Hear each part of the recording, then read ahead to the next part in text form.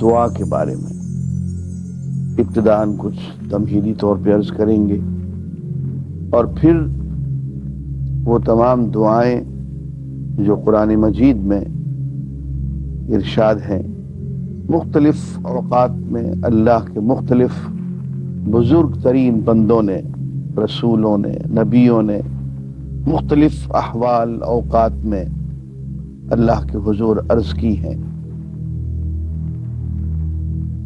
ان تمام دعاؤں کی ہم کوشش کریں گے کہ آپ کے سامنے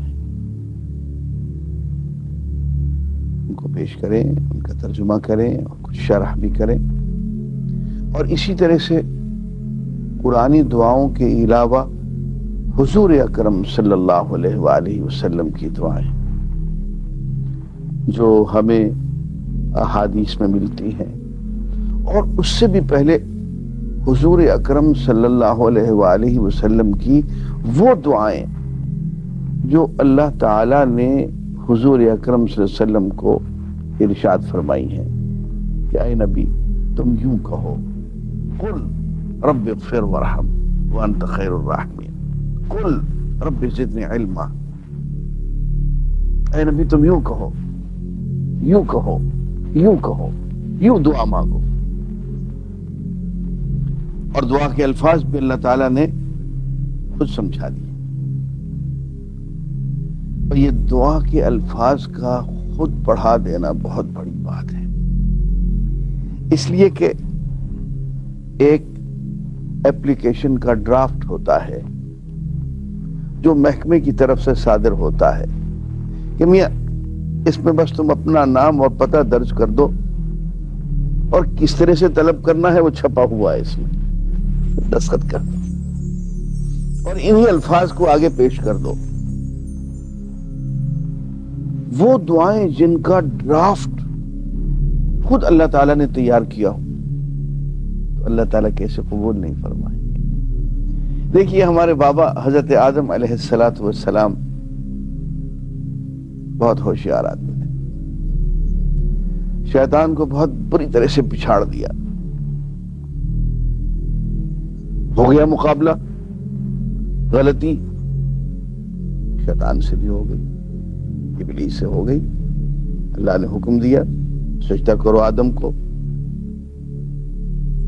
نہیں کیا، غلط کام ہو گیا۔ ایسے ہی ایک غلط کام حضرت آدم سے بھی ہو گیا کہ شیطان کے بہکاوے میں آ کے وہ درخت کے قریب چلے گئے، شیطان اپنی غلطی کے جواز پیش کرتا رہا، فلسفے بگاڑتا رہا، اور ہمارے بابا نے ہتھیار ڈال دیے، اور دیکھیے کتنے ہوشیار نکلے، اپنے الفاظ میں معافی بھی نہیں مانگی۔ فَتَلَقَّى آدَمُ مِن رَبِّهِ كَلِمَاتٍ فَتَابَ عَلَيْهِ، آدم نے اپنے پروردگار سے کچھ کلمات سیکھے تاکہ توبہ کر سکے، اور توبہ کی ان کلمات میں، ان الفاظ میں جو اللہ سے سیکھے کہ آقا ایک گستاخی تو ہم سے ہو گئی، ہم نے گناہ کر لیا، اب معافی مانگتے مانگتے ہم سے کوئی اور غلطی نہ ہو جائے۔ جو حفیظ جالندھری نے کہا کہ عجز سے اور بڑھ گئی برہمی مزاج دوست، اب وہ کرے علاج دوست جس کی سمجھ میں آ سکے۔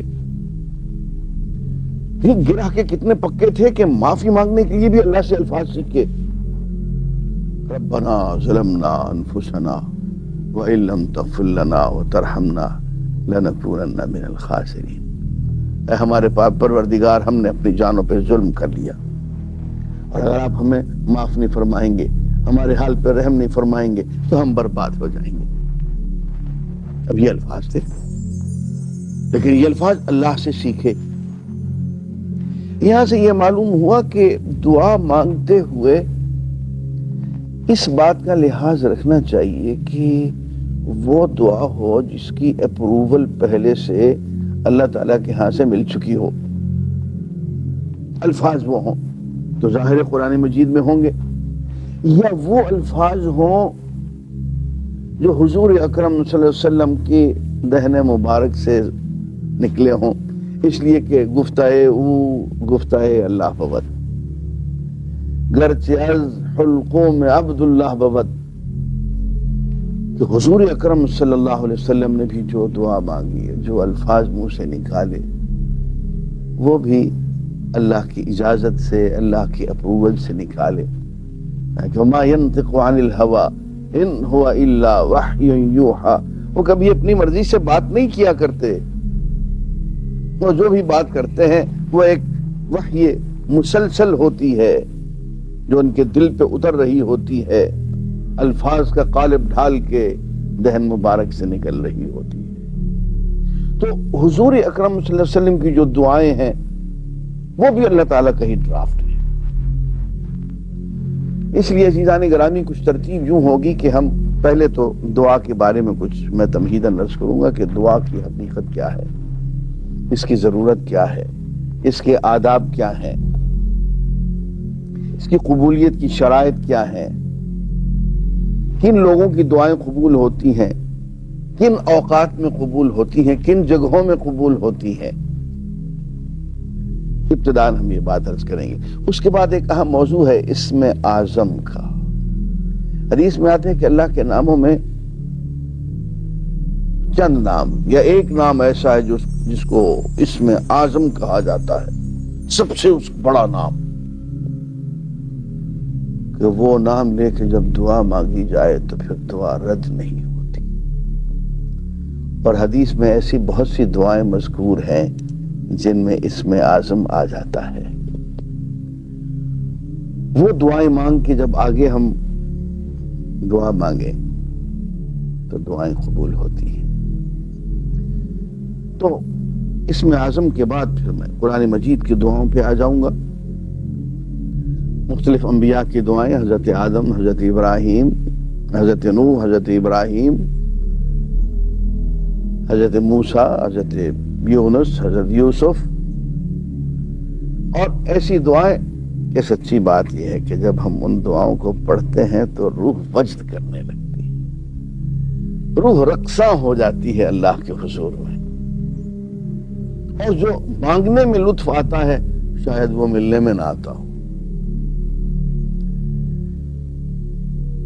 اور قرآنی دعائیں پڑھتے ہوئے میں ان دعاؤں پہ خاص طور پہ زور دوں گا جو اللہ تعالیٰ نے استاد بن کے حضور اکرم صلی اللہ علیہ وآلہ وسلم کو اپنا شاگرد بنا کے سکھائی ہیں. کہ نبی آپ یوں کہیں. اور ایک بات میں یہ عرض کر دوں کہ حضور اکرم صلی اللہ علیہ وآلہ وسلم کی دعاؤں کو اگر غور سے پڑھ لیں اور سمجھ لیں تو وہ ایک معیار نظر آتی ہے خیر اور شر کا، حق اور باطل کا. کوئی خیر ایسی نہیں ہے جو حضور نے مانگ نہ لی ہو، اور کوئی شر ایسا نہیں ہے جس سے حضور اکرم صلی اللہ علیہ وسلم نے اللہ کی پناہ نہ مانگ لی ہو. اور اتنی جامع دعائیں ہیں. حضور اکرم صلی اللہ علیہ وسلم نے وضو کرتے ہوئے دعا کی. صحابی نے کہا کہ یا رسول اللہ آپ تو یوں کہہ رہے تھے، آپ نے یوں دعا مانگی، آپ میں تو کوئی خیر کی بات باقی رہ گئی ہے، ہم نے تو سب کچھ ہی مانگ لیا. یہ عالم ہے حضور کی دعاؤں کا. ہم انشاءاللہ اس موضوع پہ گفتگو جاری رکھیں گے. وآخر دعوانا الحمدللہ رب العالمین. اللہ نے توفیق دی تو پورے رمضان جاری رہے گا. ہم اس میں اللہ سے دعا بھی کریں گے اور انبیاء کی دعائیں اور حضور کی دعائیں بھی انشاءاللہ پڑھیں گے. مگر اس سے پہلے ہم دعا کی حقیقت اور ضرورت پہ گفتگو کریں گے. ارشاد باری تعالیٰ ہے کہ اے نبی صلی اللہ علیہ وآلہ وسلم، میرے بندے اگر آپ سے میرے متعلق پوچھیں کہ میں کہاں ہوں، کسی کی سنتا بھی ہوں یا نہیں، فإنی قریب، بتا دیں کہ میں بہت قریب ہوں. اجیب دعوت الداعی اذا دعان، جب پکارنے والا مجھے پکارتا ہے میں اس کی پکار کا جواب دیتا ہوں۔ ان کی قربت کا تو یہ حال ہے کہ وہ کہتے ہیں کہ وَنَحْنُ أَقْرَبُ إِلَيْهِ مِنْ حَبْلِ الْوَرِيدِ، ہم تو اپنے بندے کی رگے جان سے بھی زیادہ قریب ہیں۔ اور نصر اللہ خان عزیز نے کہا کہ شہرک تو بہت دور ہے اے جانے تمنا، میرے قرین اور قرین اور قرین اور، اس کی قربت کا کیا ٹھکانہ ہے۔ اور جگر مراد آبادی نے کہا کہ نہ جانے تجھ بن کب سے روح ہے لاشا جسم ہے مدفن۔ عزیزان گرامی، اس کی قربت ہی زندگی ہے اور اس کی قربت کا احساس ہی حیات حقیقی ہے۔ اس کو علامہ اقبال بہت خوبصورت الفاظ میں بیان کرتے ہیں کہ دو عالم سے بیگانہ کرتی ہے دل کو، عجب چیز ہے لذت آشنائی۔ فرمایا میں بہت قریب ہوں، مانگ کے تو دیکھو میں جواب دیتا ہوں، قبول کرتا ہوں۔ اور ایک جگہ یوں فرمایا وقال ربکم ادعونی استجب لکم ان الذین یستکبرون عن عبادتی سیدخلون جہنم داخرین، یہ سورہ المؤمن کی آیت نمبر 60 ہے۔ ارشاد فرمایا کہ اللہ تعالیٰ فرماتے ہیں، آپ کے پروردگار کا ارشاد ہے ادعونی، مجھے پکارا کرو، مجھ سے دعا کیا کرو، استجب لکم، میں تمہاری دعاؤں کو قبول کروں گا۔ اور دیکھو جو لوگ گھمنڈ میں آ کے مجھ سے دعا نہیں مانگتے اور مجھ سے مانگنے سے، میری عبادت سے منہ موڑتے ہیں، تو میں تو انہیں ذلیل و خوار کر کے جہنم میں ڈال دوں گا۔ عزیزان گرامی، پہلی بات تو یہ ہے کہ فرماتے ہیں مجھ سے مانگا کرو، اور یہ یوں ہے کہ جب ہم نماز پڑھتے ہیں تو کہتے ہیں ایاک نعبد و ایاک نستعین، اے ہمارے آقا ہمارے رب، ہم آپ کی اور صرف آپ کی عبادت کرتے ہیں، کسی اور کی نہیں کرتے، و ایاک نستعین، اور آپ سے اور صرف آپ سے ہم دعا کرتے ہیں، مانگتے ہیں، کسی اور سے نہیں مانگتے۔ دوستو غیر سے مانگنا تو یوں ہے نا، یہ توحید کی دو بنیادیں ہیں، صرف اللہ کی عبادت کرنا، صرف اللہ سے مانگنا، اور ایسی شرک کی دو بنیادیں، اللہ کی عبادت کرتے کرتے غیر کی عبادت کرنے لگ جانا، اللہ سے دعا کرتے کرتے غیر سے دعا کرنے لگ جانا۔ عزیزان گرامی، کسی غیر سے مانگنا ایسا ہے جیسا کہ آپ کسی بادشاہ کے یہاں درخواست دینے جائیں اور وہاں پتہ چلے کہ ایک بہت بھیڑ ہے اور درخواست دینے والوں کی، اب آپ دربار تک تو جائیں نہیں اور کسی درخواست دینے والے کے ہاتھ میں درخواست تھما دیں کہ یار تو میرا کام کر دے۔ ایک شخص ڈوب رہا ہو، کسی دوسرے ڈوبنے والے سے کہے مجھے بچا لے، کیا بچائے گا اس کو؟ ایک شخص بھکاری ہے، وہ کسی دوسرے بھکاری سے کہے مجھے خیرات دے دو، ارے یار وہ تو خود بھکاری ہے، وہ تجھے کیا دے گا؟ اللہ کو چھوڑ کے غیر سے مانگنا ایسا ہی ہے جیسے کوئی ڈوبنے والا کسی ڈوبنے والے سے کہے مجھے بچا دے، کوئی بھکاری کسی دوسرے بھکاری سے کہے یار کچھ دے دے۔ فرمایا کہ مجھ سے مانگو، ادعونی، صرف مجھ سے مانگو، مجھے پکارو اور میں تمہاری پکار کا جواب دوں گا۔ عزیزان گرامی، یہاں ایک اہم بات میں آپ کی خدمت میں عرض کرنا چاہتا ہوں۔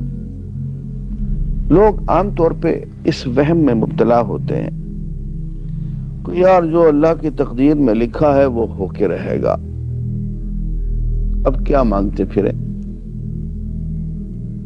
ایسا نہیں ہے۔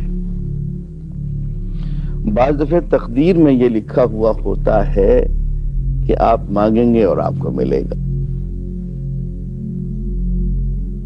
یہ ایسے ہی جیسے کوئی شخص یہ کہے کہ یار جو اللہ نے ہماری قسمت میں نصیب میں لکھ رکھا ہے وہ تو مل کے رہے گا، میں نوکری پہ کیوں جاؤں، میں محنت مشقت کرنے، تجارت پہ، ملازمت پہ، زراعت پہ کام کرنے گھر سے کیوں جاؤں۔ او بھائی، اللہ نے تمہاری تقدیر میں یہی لکھ رکھا ہے کہ تم کھیت میں جا کے ہل چلاؤ گے تمہیں یوں ملے گا، تم تجارت کرو گے تو اس تجارت سے تمہیں یہ ملے گا، تم ملازمت کرو گے تمہیں تنخواہ میں یہ ملے گا۔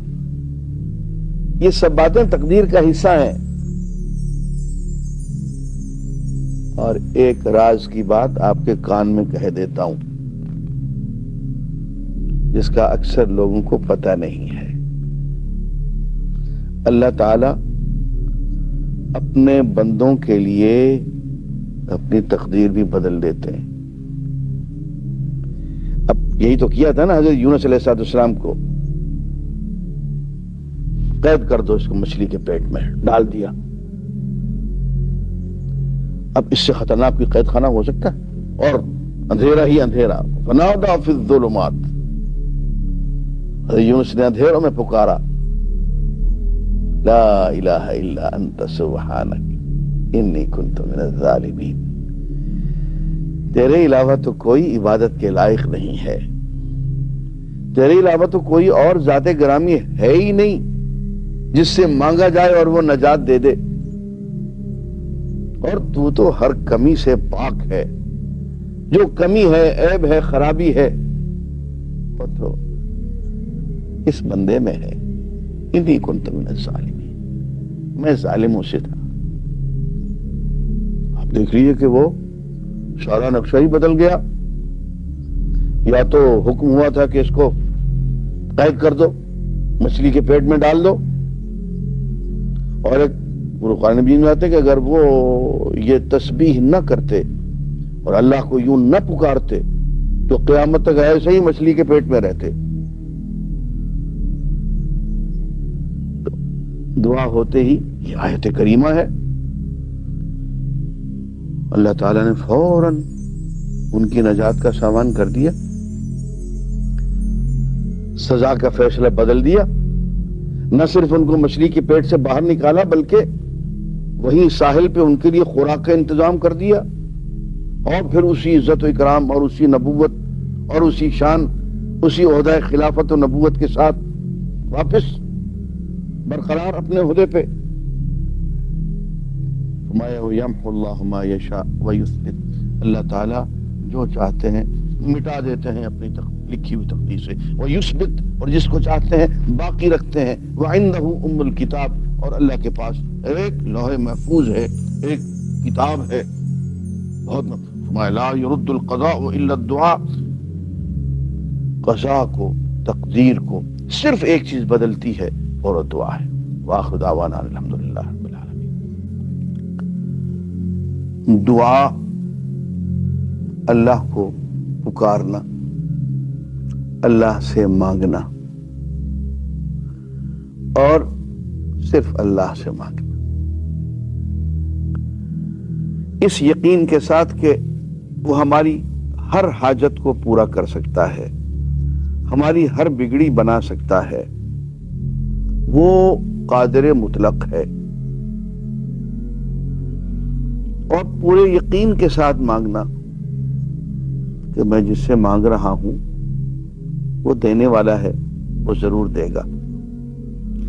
اسی لیے جامع ترمذی میں ہمیں یہ حضور اکرم صلی اللہ علیہ وآلہ وسلم کا ارشاد ملتا ہے، آپ نے فرمایا الدعاء مخ العبادہ، دعا جو ہے وہ عبادت کا مغز ہے، عبادت کی روح ہے۔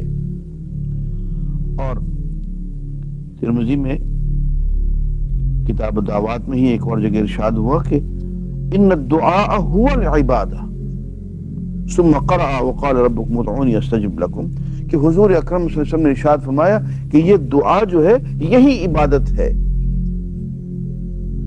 اور عبادت کی اصل جو روح ہے وہ اللہ سے مانگنا ہے۔ اور اس کے بعد اس کی دلیل میں حضور اکرم صلی اللہ علیہ وآلہ وسلم نے یہ آیت تلاوت کی، وقال ربکم، تمہارے پروردگار نے تمہیں یہ حکم دیا ہے، ارشاد فرمایا ہے ادعونی، مجھے پکارا کرو، استجب لکم، میں قبول کروں گا۔ عزیزان گرامی، دعا کے کچھ آداب ہیں۔ اللہ سے جب ہم مانگنے جاتے ہیں یا گھر بیٹھے مانگتے ہیں تو کچھ شرائط ایسی ہیں جن کو پورا کیے بغیر دعا کا حق ادا نہیں ہوتا اور دعا قبول بھی نہیں ہوتی۔ پہلی شرط جو ہے وہ طہارت ہے، پاکیزگی ہے۔ یہ فرمایا کہ ان اللہ یحب التوابین و یحب المتطہرین، اللہ تعالی بار بار توبہ کرنے والوں کو اور پاکیزگی اختیار کرنے والوں کو پسند فرماتے ہیں، ان سے پیار کرتے ہیں۔ اور حدیث کے خود حضور اکرم صلی اللہ علیہ وسلم کو بھی اللہ تعالیٰ یہ حکم دیتے ہیں وَثِيَابَكَ فَطَهِّرْ، اپنے کپڑوں کو، اپنے دامن کو پاکیزہ رکھا کرو۔ پاکیزگی میں اہم بات یہ ہے کہ صرف جسم ہی پاکیزہ نہ ہو بلکہ دل اور دماغ دونوں میں پاکیزگی اختیار کی جائے، اور دل اور دماغ کی ہم آہنگی سے اللہ کی طرف بڑھنے کا رخ اختیار کیا جائے۔ اور اس میں سب سے اہم بات یہ ہے کہ لین دین، معاملات صاف ہوں۔ ہم جو لقمہ منہ میں ڈالیں وہ پاکیزہ رزق کا ہو، حلال کا ہو۔ علامہ اقبال رحمۃ اللہ نے بہت خوبصورت بات کہی، کہتے ہیں کہ سر دین صدق مقال اکل حلال، خلوت و جلوت تماشائے جمال۔ فرماتے ہیں مجھ سے پوچھتے ہو کہ دین کا بھید کیا ہے، تو سنو، دین کا بھید دو چیزیں ہیں، صدق مقال، آدمی جب بھی بات کرے سچی بات کہے، اکل حلال، جو لقمہ منہ میں ڈالے، حلال کا لقمہ منہ میں ڈالے، تو پھر کیا ہوگا کہ خلوت و جلوت تماشائے جمال، پھر ہو تنہائی میں ہو یا تم انجمن میں ہو، کہیں بھی ہو، تم پھر اس کے جمال کے تماشے دیکھتے رہو، پھر اس کی تم حضوری میں آ جاؤ گے، قرب تمہیں حاصل ہو جائے گا۔ اور عزیزان گرامی، حضور اکرم صلی اللہ علیہ وآلہ وسلم کے ایک ارشاد کے الفاظ کچھ ایسے ہیں کہ ڈر لگتا ہے۔ ایک حج کرنے والے کا ذکر کرتے ہیں کہ لوگ حج پہ جاتے ہیں، لمبے لمبے سفر کرتے ہیں، بال پراگندہ ہیں، لباس گردآلود ہے، اور ایک مسکین کی طرح، سائل بھکاری کی طرح اللہ کے حضور یوں ہاتھ اٹھا کے یمد یدے اللہ سے مانگتے ہیں، اور اللہ تعالیٰ فرماتے ہیں کہ اس کی دعا کیسے قبول ہو، اس کا کھانا حرام، اس کا پینا حرام، یہ جو جس کرائے سے اس نے سفر کیا وہ بھی حرام۔ دیکھیے الفاظ پہ غور کریں، فرماتے ہیں ثم ذکر الرجل یطیل السفر اشعث اغبر یمد یدیہ الی السماء یا رب یا رب ومطعمه حرام ومشربه حرام وملبسه حرام وغذي بالحرام فأنا يستجاب لذلك، رواہ مسلم۔ کہ اس کے بعد حضور اکرم صلی اللہ علیہ وسلم نے مثال دیتے ہوئے ایک شخص کا ذکر کیا کہ طویل سفر کرتا ہے، بہت پریشان حال ہے، گرد آلود ہے، اور آسمان کی طرف یوں ہاتھ اٹھاتا ہے اور پکارتا ہے اے رب اے رب، حالانکہ اس کا کھانا حرام ہے، اس کا پینا حرام ہے، اس کا لباس حرام ہے، اور حرام غذا سے اس کی پرورش ہوئی ہے، اس کی دعا کیسے قبول ہو سکتی ہے؟ تو یہ رزق حلال ہر عبادت کی قبولیت کی شرط ہے، اس کے بغیر دروازہ نہیں کھلتا. بہت غلط فہمی میں ہیں وہ لوگ جو سمجھتے ہیں کہ حرام رزق بھی آ جائے, مشتبہ مشکوک رزق بھی آ جائے, اور اس کے بعد اللہ کے حضور کھڑے ہو جائیں, وہاں عمرے پہ چلے جائیں, حج پہ چلے جائیں اور سب بخشوا کے آ جائیں گے. یہ بہت غلط فہمی کی بات ہے. وہ دروازہ پاکیزگی کے بغیر نہیں کھلتا. دوسری شرط جو ہے وہ اہم شرط ہے کہ انسان اللہ کے لیے مخلص ہو جائے, اللہ کے لیے اپنے آپ کو خالص کر لے اور اپنے اندر جو ملاوٹیں ہیں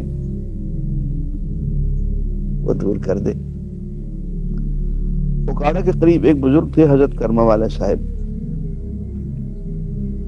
میں ان کی خدمت میں اکثر حاضر ہوا کرتا تھا. تو ایک مرتبہ میں نے عطر کی شیشی انہیں پیش کی تو کہنے لگے, باؤ یہ بتائیے عطر کیا ہوتا ہے؟ میں طالب علم تھا, میں کیا جانوں. میں نے کہا جی خوشبو ہوتی ہے. کہنے لگے نہیں, جب ملاوٹیں دور ہو جاتی ہیں تو عطر رہ جاتا ہے.